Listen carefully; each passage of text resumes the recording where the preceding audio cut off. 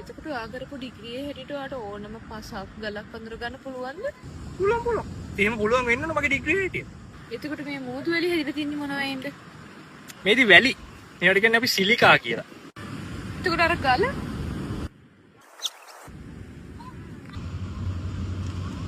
මේ නම් කිරිමැටි වගේ.